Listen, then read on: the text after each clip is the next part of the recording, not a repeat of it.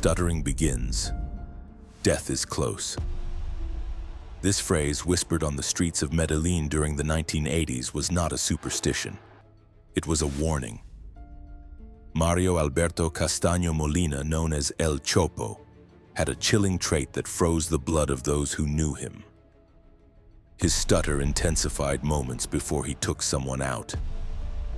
It was as if his body anticipated the adrenaline of the final act.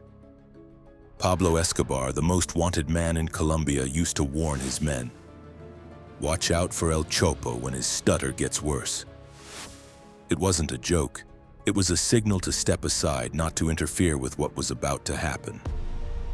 Barely 155 meters tall, El Chopo made up for his small frame with a level of brutality that turned him into a legend. He wasn't just an enforcer. He was an artist of systematic elimination.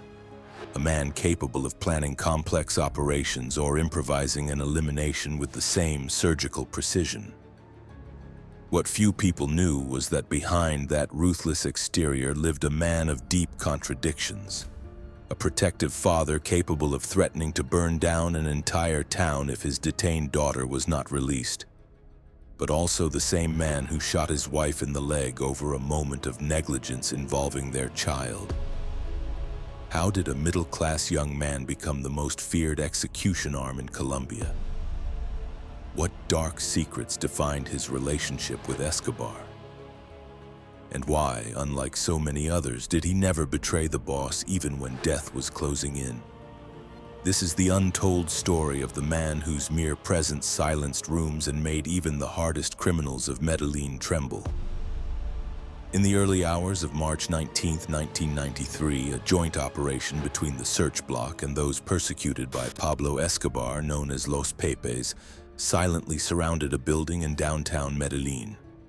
Their target, a 20th-floor apartment where intelligence indicated the most wanted man after Pablo Escobar was hiding. When special forces broke down the door, they were met with a storm of gunfire. El Chopo, lying on his bed watching the news, had sensed the threat seconds earlier. For more than 15 minutes, a single man held off an entire squad. When he finally fell, his body showed multiple bullet wounds, but his hand was still gripping his weapon tightly. What was extraordinary was not his final resistance, but what they found inside the apartment. A collection of luxury watches, custom-made suits, a library filled with classic world literature, and carefully framed family photographs. How could this image of refinement be reconciled with the man who allegedly took pleasure in describing the final moments of those whose lives were taken?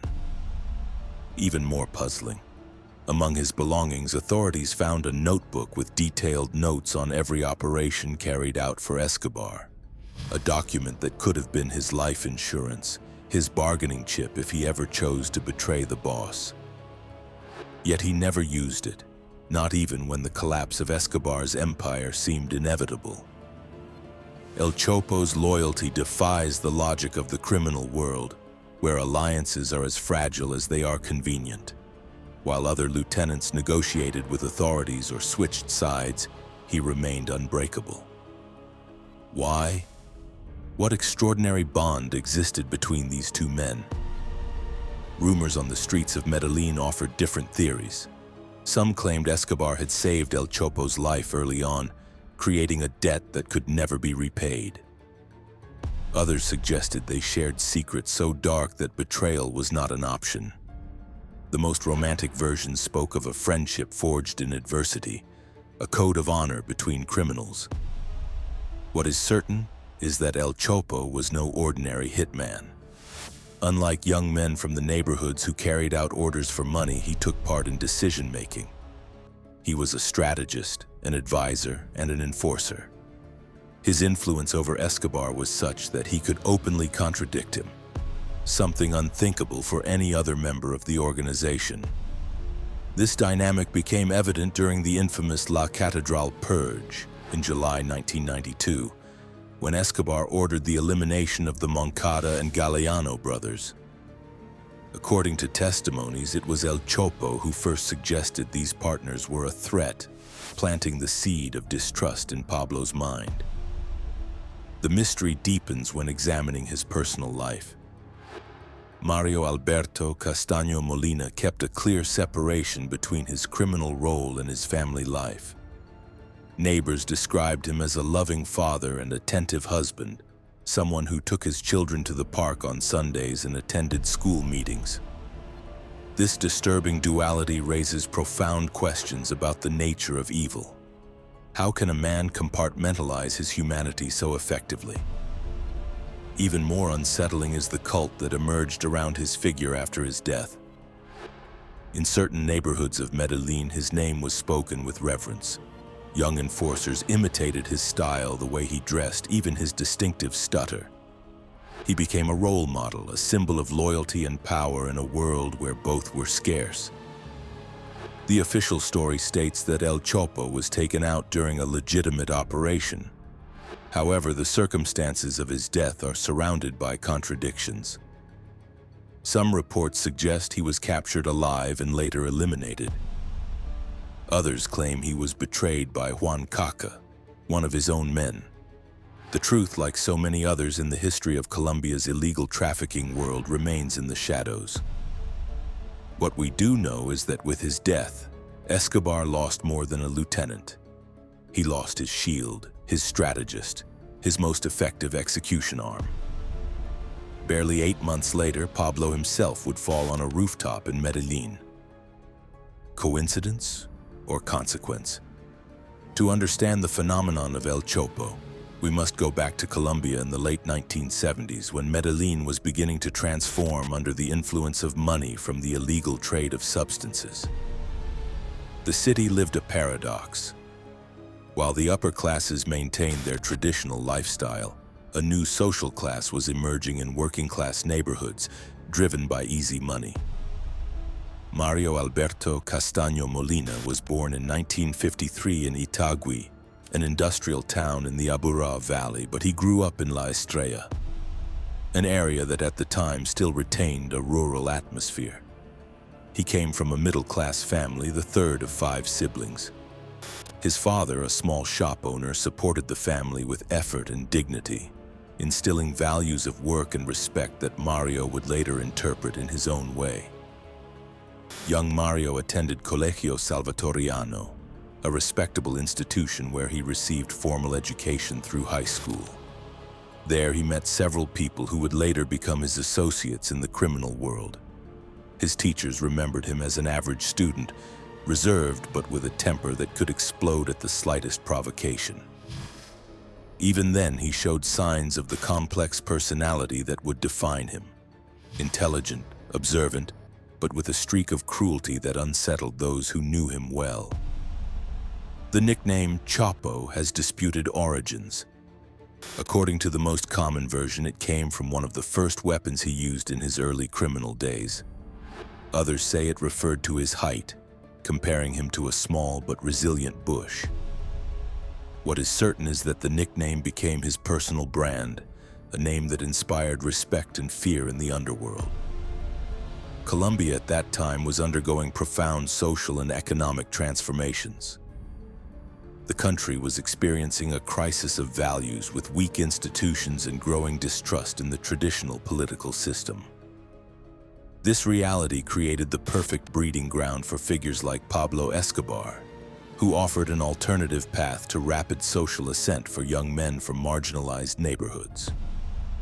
The first meeting between Escobar and El Chopo occurred in the mid-1970s, when Pablo was just beginning to consolidate his empire.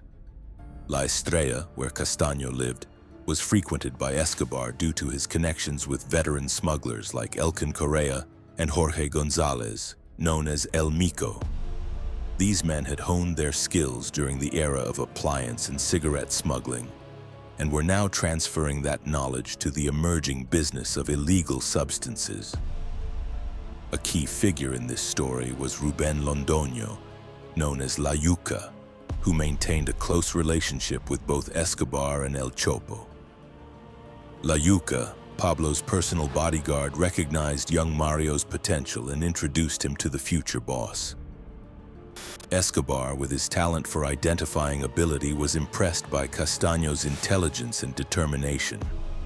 Before fully immersing himself in the criminal world, El Chopo attempted to live a conventional life. He worked as a waiter at the prestigious Hotel Intercontinental in Medellin, but his volatile temperament cost him the job.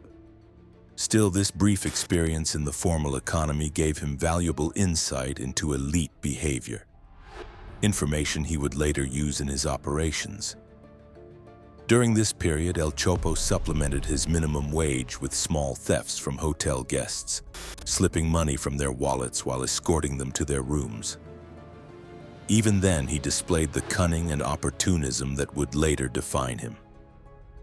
The bar Los 13 Botones, owned by Elkin Correa, became a crucial meeting point for these figures.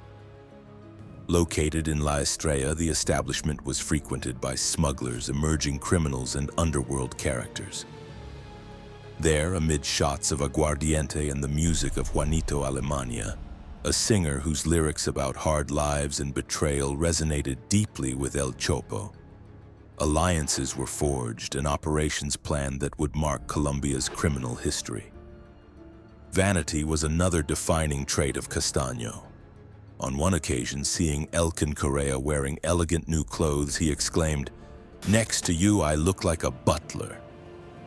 He immediately went to an exclusive store and bought a full outfit. When he returned, he challenged Correa, saying, "Now we can walk together, my friend." The episode illustrates not only his concern with image, but also his need to measure up to his criminal role models. The definitive transformation of Mario Alberto Castaño into El Chopo occurred when he enrolled in the infamous School of Enforcers run by Elkin Correa and El Mico. This criminal academy, created to train professional operatives, refined Castaño's natural abilities. His skill with weapons, combined with tactical intelligence, quickly made him the standout student. By 1980, as the Medellín Cartel began consolidating itself as a structured criminal organization, El Chopo had already risen to positions of trust. His unbreakable loyalty and effectiveness in the most complex missions placed him among the key men in Escobar's inner circle. Colombia's historical context facilitated this rise. The country faced growing political polarization, with active guerrilla groups in rural areas and a state struggling to maintain legitimacy. In this environment, criminal organizations like the Medellín Cartel found room to operate, corrupt institutions, and impose their own rules. El Chopo's rise within the cartel's structure was no accident. Every step he took was calculated. Every violent act brought him closer to the center of power. Unlike other enforcers who were content simply to carry out orders, Castaño understood early on that real influence lay in strategy, not just action. His first major opportunity came with the formation of the group Death to Kidnappers, MAS, in 1981. This paramilitary organization emerged in response to the kidnapping of Martha Nieves Ochoa, sister of the Ochoa brothers, partners of Escobar. El Chopo not only participated actively in operations, but also contributed innovative methods to track down and capture members of guerrilla groups involved in kidnappings.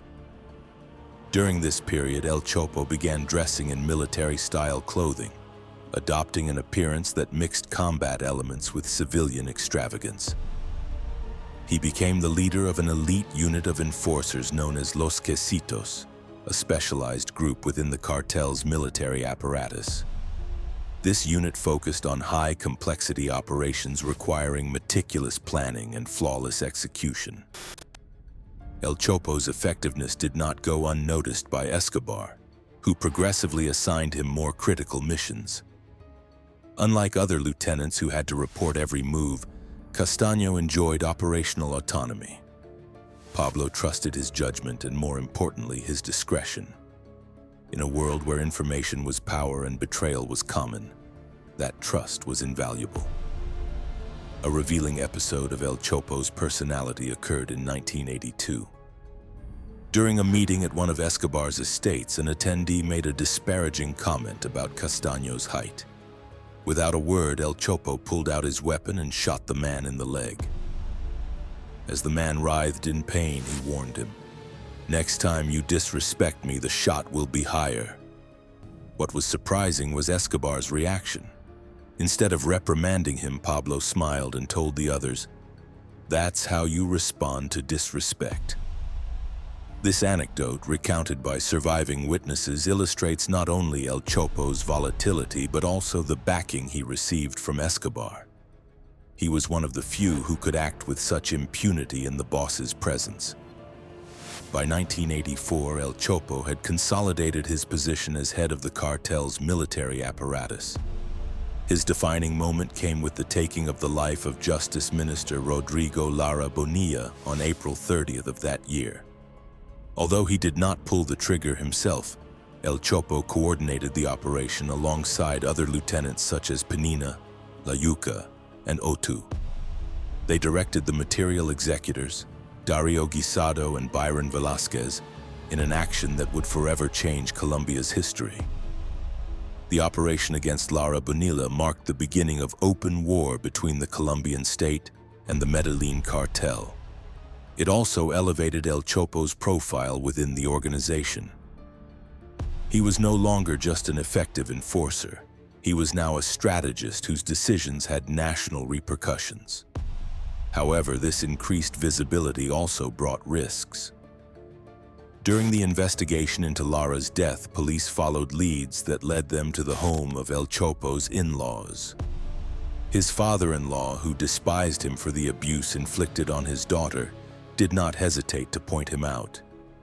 He's Escobar's bodyguard and took part in the operation. He also handed over photographs identifying Castaño, documents that would later become historical evidence of his criminal career. Despite this setback, El Chopo managed to evade capture. His ability to disappear when authorities closed in was legendary. He relied on a network of safe houses, false identities, and contacts within law enforcement who warned him of imminent operations. The relationship between El Chopo and Escobar was complex. On one hand, there was unbreakable loyalty. On the other, tensions inherent to two dominant personalities. Pablo disapproved of Castaño's chaotic lifestyle, especially his dependence on the white substance and alcohol. El Chopo was known for epic drinking binges that often ended in violent episodes. Still, his operational effectiveness and loyalty outweighed these excesses in Escobar's eyes. Between 1985 and 1989, El Chopo took part in numerous strategic operations for the cartel. He oversaw clandestine airstrips known as Mama Rosa and Parcelas, California, used for aerial trafficking of shipments of white substance. These facilities required not only physical infrastructure but also a complex network of bribes to local authorities and security forces. El Chopo managed both aspects with military precision. One particularly revealing episode of his influence occurred when Escobar ordered the elimination of former partners who managed the Mama Rosa airstrip, Hector Barrientos and his uncle Ebelio. "Tomorrow they're gone. Pick up Hector and eliminate him, but away from the estate. Do the same with Ebelio," the boss ordered. El Chopo carried out the mission with his characteristic efficiency, cementing his reputation as the go-to problem solver. A similar fate awaited Beto Cano, a former partner accused of misappropriating cartel funds. El Chopo personally directed the operation, blocking Cano's white Mercedes and unloading multiple bursts into the vehicle. This public elimination sent a clear message to anyone considering betrayal. The escape from the prison known as El Bizcocho in 1988 also relied heavily on El Chopo. While escorting Escobar during the getaway, they encountered a soldier aiming his rifle at them. With icy calm, El Chopo improvised, "Lower your rifle, soldier. We're F2 on an operation. Stand down." The authority in his voice was so convincing that the soldier obeyed without question, allowing them to escape.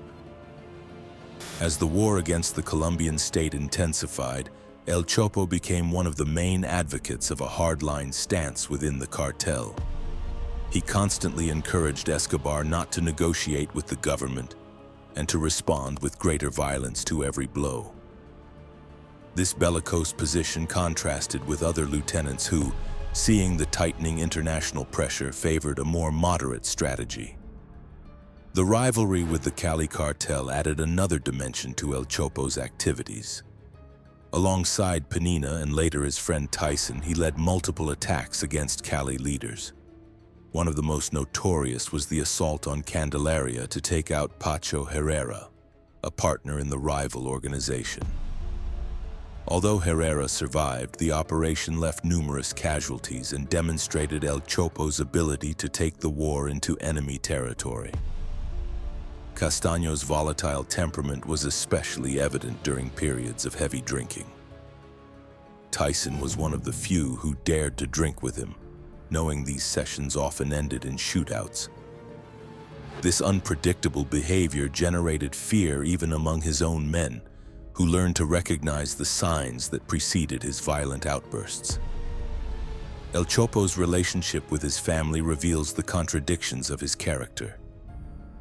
On one hand, he showed an obsessive love for his children, especially his eldest son. When the boy was run over by a truck due to his wife Ana's negligence, El Chopo shot her in the leg as punishment. Yet when authorities detained Ana and their daughter, he threatened to burn the town if they were not released immediately. The mayor, aware of his reputation, ordered their release without delay. His romantic life was marked by violence. He physically abused Ana, dragging her by the hair and subjecting her to public humiliation. When she tried to rebuild her life with other men, El Chopo responded brutally. On one occasion, he eliminated one of her suitors in the family living room, sending a clear message about the consequences of getting close to his woman, despite the fact that they were separated. By the late 1980s, El Chopo's reputation had reached mythical proportions. Among Medellin's criminals, he was known as Campos Elias, a reference to a notorious Colombian mass killer, or as the Pablo Escobar of the street. These nicknames reflected both the fear he inspired and the respect he had earned in the underworld. His involvement in terror attacks added another layer to his criminal record. In October 1989, El Chopo and two of his men placed an explosive device at the headquarters of the newspaper Vanguardia Liberal in Bucaramanga, following direct orders from Escobar, who had declared, "Vanguardia Liberal is becoming another El Espectador for us." The attack left 2 people dead and caused extensive material damage. However, this attack would pale in comparison to the one he carried out on April 11, 1990, at the Tequendama Bridge in Bogotá. The explosion took the lives of 8 police officers and 8 civilians in one of the deadliest actions attributed to the organization. El Chopo not only planned the attack, but personally supervised the placement of the explosive, demonstrating his personal commitment to the war against the state. By 1991, El Chopo's physical appearance had changed significantly. At 38, he had developed a prominent belly and liked to grow a mustache and beard. He hid his baldness with wigs and thick black hair. A multicolored eagle tattoo on his left arm completed an image that had become increasingly eccentric and ostentatious. The morning of March 18, 1993 dawned with deceptive calm in Medellin. El Chopo woke up in his 20th floor apartment in the Banco Comercial Antioqueño building, strategically located in the city center. From the windows, he could observe urban movement, the mountains surrounding the valley, and most importantly, any approaching operation. The apartment was a luxurious but discreet refuge. Mahogany furniture, a collection of imported liquors, a sophisticated security system, and most valuable to him, a carefully organized album of family photographs. That morning, El Chopo followed his usual routine. He checked the news, made several calls from disposable phones, and planned his movements for the day. What he didn't know was that Juan Caca, one of his trusted men, had been captured the night before. After hours of harsh interrogation, Juan Caca broke. He not only revealed the exact location of the apartment, but also provided details about El Chopo's routines, the security systems, and even the weapons kept in each room. "They have to eliminate him because if they don't, he'll wipe out our families," Juan Caca reportedly begged his captors, knowing the ruthless revenge El Chopo reserved for traitors. This information triggered a joint operation between the search block and members of Los Pepes, who had been tracking Escobar's most loyal lieutenant for months. At 2 p.m., El Chopo received a call that put him on alert. A contact within the police warned him about unusual movements in the area. With years of experience evading capture, El Chopo immediately began preparing to leave. He ordered his girlfriend Angela to get their 2 young daughters ready while he gathered essential documents, cash, and of course his weapons. However, the net had already been cast. Plainclothes agents had taken strategic positions around the building. Snipers were stationed on nearby rooftops. The exits were blocked. Unlike previous attempts, the operation had been planned with absolute secrecy. At 3 p.m., as El Chopo packed documents into a briefcase, he noticed a detail that set off every alarm. The building's doorman, usually visible at his post, was gone. At the same time, the intercom system stopped working. For a man with his survival instincts, these signs were unmistakable. "They found us," he told Angela with chilling calm. "Take the girls to the inner room and don't come out until I tell you." His stutter, that infallible indicator of imminent tension, had begun to surface. As Angela obeyed, El Chopo laid out his arsenal. 2 9mm pistols, a revolver, a sawed-off shotgun, and several grenades. He positioned himself strategically with a view of the entry hallway, ready for the inevitable. At exactly 3 p.m., the silence of the building was shattered by the sound of boots racing up the emergency stairs. The elevator had been deliberately disabled.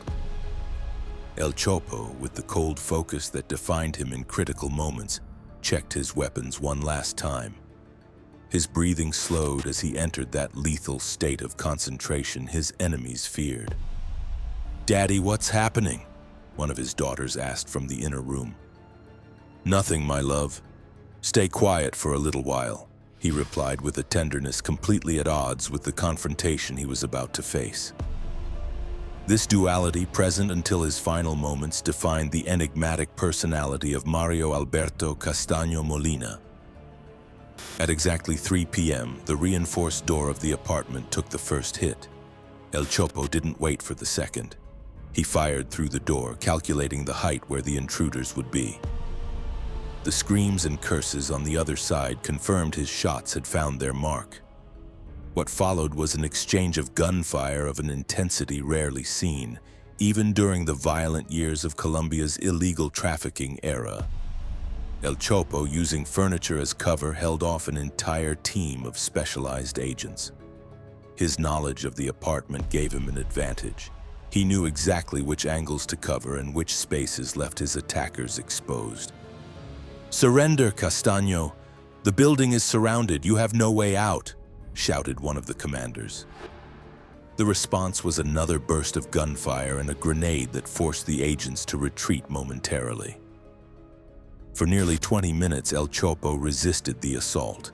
Despite taking a hit to the shoulder and another to the leg, he continued firing with deadly precision. The agents, stunned by the fierce resistance of a single man, called for reinforcements and authorized the use of tear gas. When the first gas canisters exploded inside the apartment, the situation became dramatically more difficult. The smoke impaired visibility and breathing. Aware that his family was trapped in the inner room, El Chopo made a desperate decision: to create a distraction that would allow them to escape. "Angela, when I start shooting, take the girls out through the bathroom window toward the emergency stairs," he shouted. Then, in an act of sacrifice that contradicts the image of a ruthless criminal, El Chopo emerged from cover, firing continuously to draw all attention toward himself. Angela, clutching the 2 girls, seized the moment and escaped along the indicated route.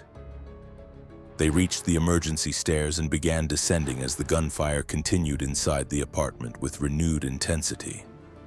Knowing his family had escaped, El Chopo changed strategy. Survival was no longer the goal. Inflicting maximum damage before falling was. He moved toward the master bedroom where he had hidden an assault rifle. The agents, sensing the brief lull, advanced. That's when the final encounter occurred. 3 agents from the search block burst into the bedroom just as El Chopo reached the rifle. What followed was later described by one survivor as a hell of lead-in screams. El Chopo took multiple hits, yet incredibly remained conscious and fighting. With his last breath, he managed to activate a grenade he carried in his pocket. The agents barely had time to throw themselves back before the explosion tore through part of the bedroom. When the smoke cleared, they found El Chopo lying in a pool of violent injury, still gripping his weapon. Astonishingly, he was still alive, barely.